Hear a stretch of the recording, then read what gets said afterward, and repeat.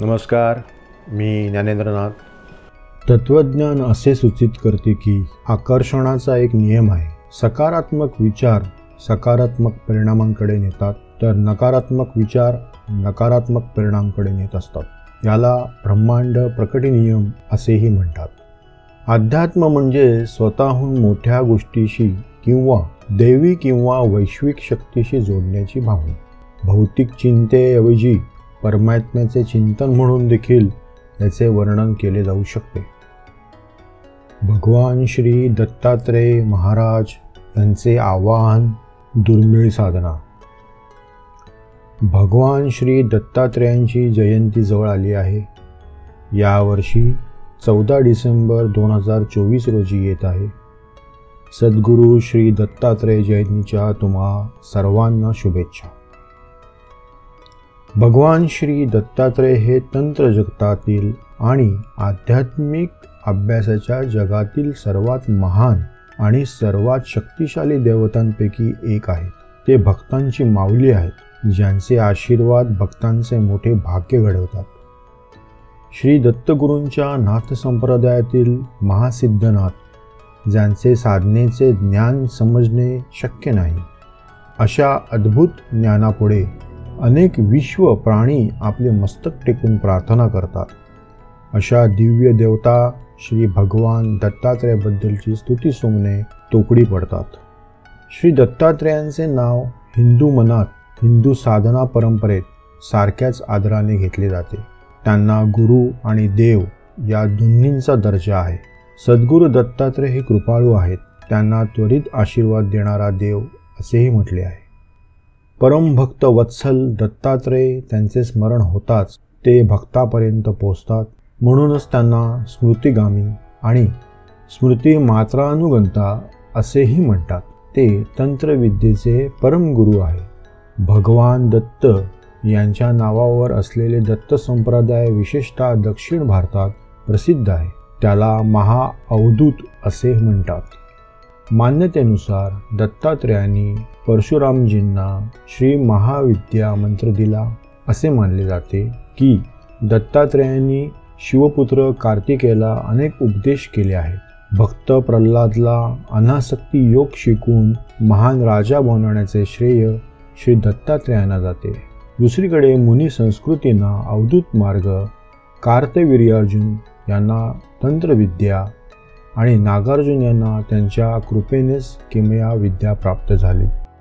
गुरु गोरखनाथ यांना भगवान श्री दत्तात्रेयांच्या भक्तीतून आसन, प्राणायाम, मुद्रा आणि समाधी चतुरंग योगाचा मार्ग प्राप्त झाला.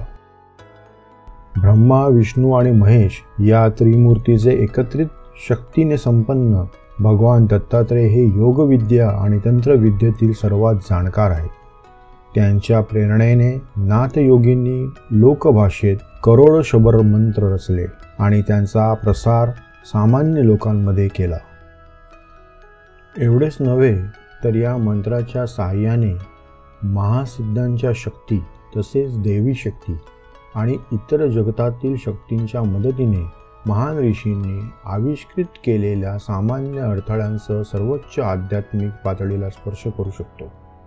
अघोर साधनेचे मूळ साधक आणि मुख्य प्रसारक हजारो वर्षापासून या पृथ्वीतलावरती भौतिकरित्या उपस्थित आहेत, ज्यांचे स्थान दत्त पहाडी गिरनार रांगेत आहे आणि अनेक साधकांना त्यांना भौतिक रूपाने पाहण्याचे सौभाग्य मिळाले आहे. शेकडो वर्षापासून वेगवेगळे अनेक सिद्धगुरू आपल्या शिष्यांमध्ये असे प्रयोग करत होते, ज्याद्वारे त्यांना भगवान दत्तात्रेयांचा आशीर्वाद मिळू शकतो आणि ते त्यांच्या भौतिक आणि आध्यात्मिक जीवनात कार्यक्षमता प्राप्त करू शकत होते. पण असे प्रयोग दुर्मिळ आणि गुरुस्नेही राहिले, जे सर्वसामान्यांपर्यंत पोचलेच नाही. जरी भगवान दत्तात्रेयांशी संबंधित अनेक गुप्त विधी आहेत, ज्याद्वारे साधकाला त्यांचे प्रत्यक्ष दर्शन घेता येते, परंतु ते विधी अत्यंत अस्वस्थ, कष्टदायक आणि कठीण असतात, ज्यात साधकाला अनेक दिवस किंवा महिने एक विशिष्ट जीवनक्रम पाळावा लागतो, ज्या आजच्या युगात हे शक्य नाही. पण या प्रयोगांमध्ये एक असा प्रयोग आहे ज्याद्वारे साधकाला स्वप्नात भगवान दत्तात्रयांचे दर्शन होते आणि भगवान दत्तात्रयांच्या प्रत्यक्ष आशीर्वादाचा तो साक्षीदार होतो.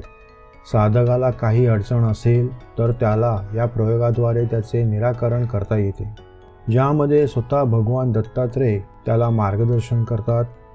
पारशिवलिंगाच्या माध्यमातून हा विशेष प्रयोग पूर्ण केला जातो.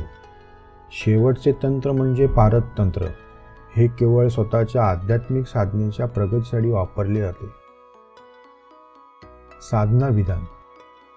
हा प्रयोग साधक दत्तात्रय जयंती किंवा गुरुवार अन्यथा कोणत्याही शुभ दिवशी सुरू करू शकतो. हा प्रयोग साधक रात्रीच्या वेळीच करू शकतो. स्नान केल्यानंतर साधकाने लाल वस्त्र परिधान करून लाल आसनावर बसावे.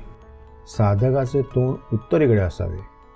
सर्वप्रथम साधकाने सामान्य गुरुपूजा करावी आणि गुरुमंत्राचा किमान 4 वेळा जप करावा. त्यानंतर श्री दत्तात्रय महाराज यांचे आव्हान साधना पूर्ण करण्यासाठी सद्गुरू देवजींकडे परवानगी घ्यावी आणि साधनेच्या अखंड पूर्ततेसाठी आणि यशासाठी त्यांना प्रार्थना करावी. यानंतर साधकाने गणपतीचे स्मरण करावे आणि कोणत्याही गणपतीच्या मंत्राचा जप 1 माळ जरूर करावा. त्यानंतर साधना सुरळीत पूर्ण होण्यासाठी आणि यशस्वी होण्यासाठी गणपती बाप्पाला प्रार्थना करा. यानंतर साधकाने साधनेच्या पहिल्या दिवशी संकल्प करावा. साधकाने प्राणप्रतिष्ठित चैतन्य पारद शिवलिंग त्याच्या समोरील व्यासपीठावर स्थापित करावे. पारद शिवलिंगाजवळ भगवान दत्तात्रयांचे चित्र किंवा पादुका ठेवावे. साधकाने भगवान दत्तात्रयांच्या पादुकाची किंवा चित्राची पूजा करावी. त्यानंतर साधकाने पारद शिवलिंगाची पूजा पूर्ण करावी. साधकाने पूजेच्या वेळी गुग्गल धूप लावावा. तेलाचा दिवा असावा.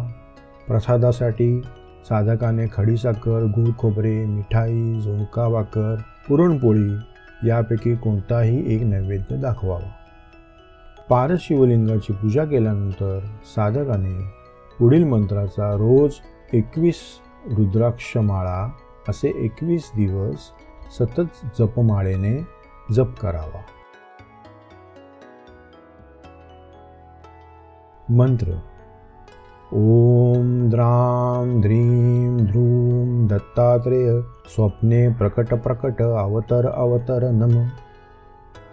मंत्र पूर्ण झाल्यावर साधकाने 1 पळी पाणी ताम्हणात सोडून संपूर्ण नाम जप भगवान दत्तात्रयांना अर्पण करावा. त्यानंतर भगवान श्री दत्तात्रयांना नमस्कार करून त्यांना स्वप्नात दिसण्यासाठी प्रार्थना करावी आणि जपमाळ तुमच्या उशीखाली ठेवून झोपी जावी. असे केल्याने भगवान दत्तात्रय साधकाला रात्री स्वप्नात दृष्टांत देतात आणि योग्य ते मार्गदर्शन करतात. तुमची साधना सफल हो. पूज्य सद्गुरू भगवान श्री चैतन्य गोरक्षनाथ तुमच्या सर्व मनोकामना पूर्ण करो, अशी मी त्यांच्या श्रीचरणी प्रार्थना करतो. आदेश आदेश आदेश.